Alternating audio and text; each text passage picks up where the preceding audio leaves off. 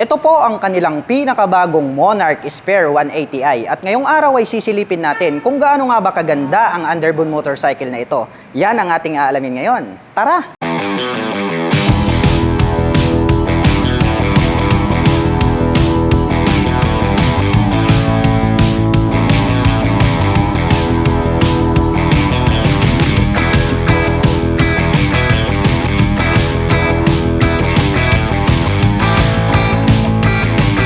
Ito naman po yung kanilang pinakabagong underbone 2024 model po ito mga ka-LM. Ito po ang bagong Monarch Spare 180 Fi. Napakabangis din pala nung pagkakadesenyo nito pong kanyang facial cover. Ito pong kanyang main headlight is para po siyang mata ng pating. Mayroon po pala siya ritong split na daytime running light sa bandang ibaba.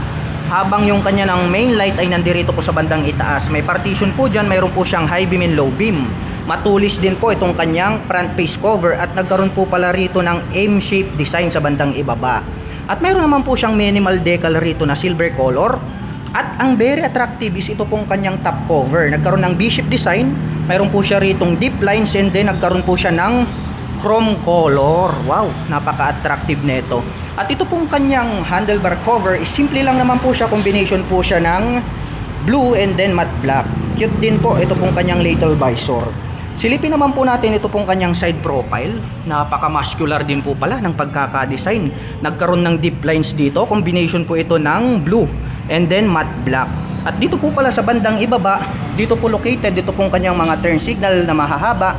Kaya more visible naman po yan kapag kayo po ay kakanan at kakaliwa.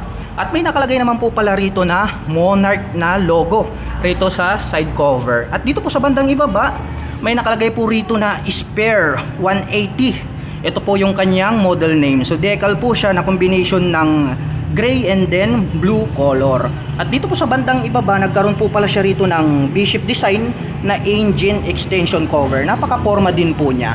At dito po pala sa bandang itaas, nagkaroon po pala siya rito ng pins. Ayan o, may dalawa rito. At mayroon po siyang windlet dito na kung saan ay pwedeng maglaro ang hangin.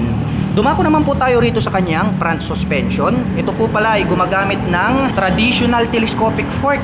Glossy black color naman po siya. At ito pong kanyang cast wheel is naka-wide design. Nakaterno po pala ito pong kanyang kulay para po rito sa kanyang mga pairings. Blue color lang din po siya. At gumagamit naman po ito ng single rotor disc brake para sa kanyang front braking system with single pot caliper na matte black. At ang sukat naman po ng kanyang gulong rito po sa harapan, silipin natin. Ito po pala ay mayroong sukat na 90 by 80-17 at naka-tubeless na rin po ito. Glossy color naman po na blue, ito pong kanyang front fender. At ang kanya pong stock tires pang city riding condition. Dumako naman po tayo rito sa bandang itaas. Silipin natin itong kanyang fully digital meter panel display. May adjuster po siya rito sa bandang gilid. At dito po sa bandang gitna, mayroon po siyang USB charging port. Yan ang kagandahan dahil sa mga bagong mga motorsiklo na lumalabas ngayon ay meron na po silang mga built-in na USB. Kaya para po dun sa mga kababayan natin na gagawing pang business ito or pang long rides, nothing to worry about. Dahil pwede po kayong mag-recharge ng inyong mga mobile phones or gadgets anytime, anywhere. Balik naman po tayo rito sa kanyang mga button selector dito sa kaliwa. Mayroon po itong passing light, high beam and low beam, turn signal selector at ang kanyang horn. Matte black color naman po itong kanyang clutch lever. Habang dito naman po sa kabila, mayroon po itong engine kill switch, may on and off ito pong kanyang headlight at ang kanyang electric starter. Itong kanyang end bar is glossy black naman po siya na die-cast. At pagdating naman po rito sa kanyang ignition, ito po ay gumagamit ng mechanical key para po rito sa kanyang ignition at mayroon na rin po siyang shutter lock key for safety purposes. Habang dito naman po sa bandang kaliwa, mayroon po pala siya ritong small pocket. So pwede rin po tayong maglagay rito ng mga coins or gloves. At dito po sa kanyang center profile, nagkaroon po pala rito ng V-shaped design na naka-carbon finish. At ito pong kanyang upuan is matte black color na nagkaroon ng touch ng carbon. Yung pagkakatahi matibay, malambot din po siya. Medyo mas mataas ng konti po ito pong ating back rider seat. So naka-upright position po siya. So maganda yan dahil nakaka-relax habang nagmamaneho. Habang ito naman pong kanyang engine is matte black color din po siya. Speaking of engine mga ka-LM, ito po pala ay mayroong 175.4 cubic centimeter engine displacement. Naka single cylinder, dual overhead cam, 4-stroke with 4 valve. Kaya asahan natin na malakas-lakas ang engine design nito. At nakakapag-provide naman po ito ng maximum power na 16.8 HP at 8,500 RPM. Habang nakakapagbigay naman po ito ng maximum torque na 15.5 Nm at 7,000 RPM. Gaya ng sabi ko sa inyo, napakalakas po ng kanyang engine design. At meron naman po itong 5-speed manual transmission or 6-speed manual transmission kung di ako nagkakamali. Metal po yung kanilang ginamit rito at may rubber cover on top. At ito naman pong kanyang pillion step para sa ating rider is die-cast yung ginamit.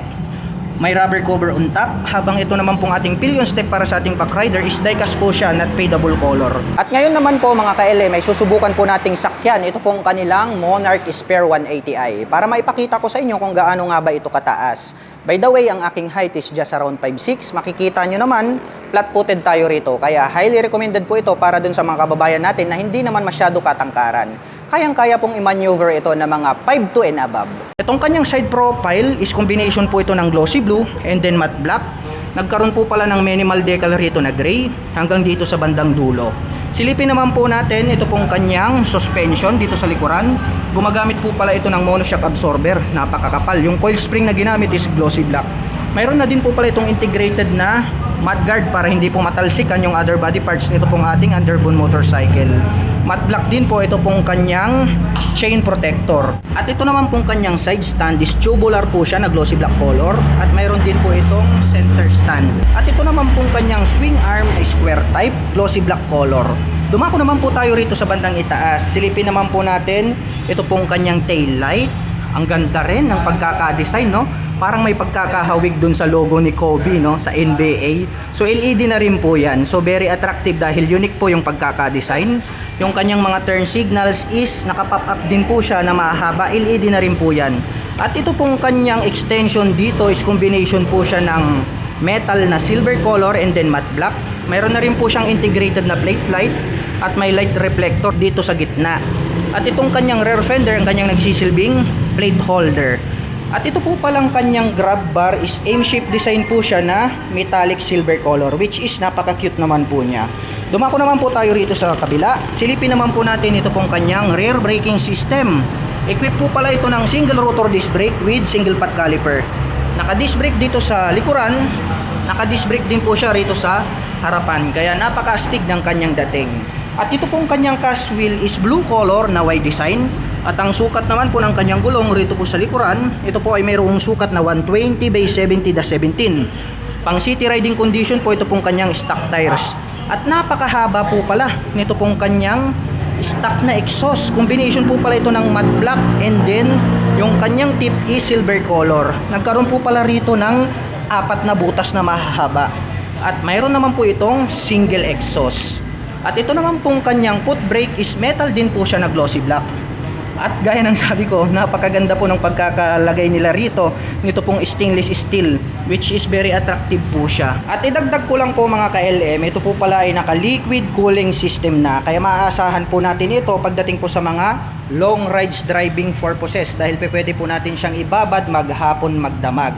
At naka-fuel injection na rin po ito. At ang presyo po pala nito pong ating pinakabagong Monarch Spare 180 Fi ay nagkakahalaga po ito ng 106,000 pesos. At kung balak mo naman pong kumuha ng hulugan ay kailangan mo lang pong mag-down payment ng 5,000 pesos. At mayroon naman po itong 5,342 pesos sa loob po yan ng 36 months. At para naman po sa mga nakapanood ng video na ito at interesado pong maglabas nito pong kanilang pinakabagong Monarch Spare 180i ay available po ito sa cash at installment basis. At para naman po sa mga gustong magpunta rito, ang kanila pong main address ay inyo pong matatagpuan dito po yan sa Nancayasan, Ordaneta, Pangasinan.